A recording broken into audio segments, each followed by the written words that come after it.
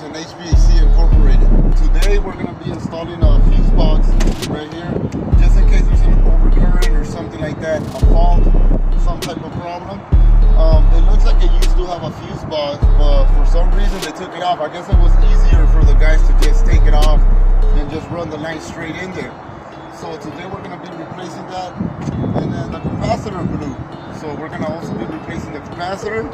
We're going to show you guys how you get that done. Stay tuned.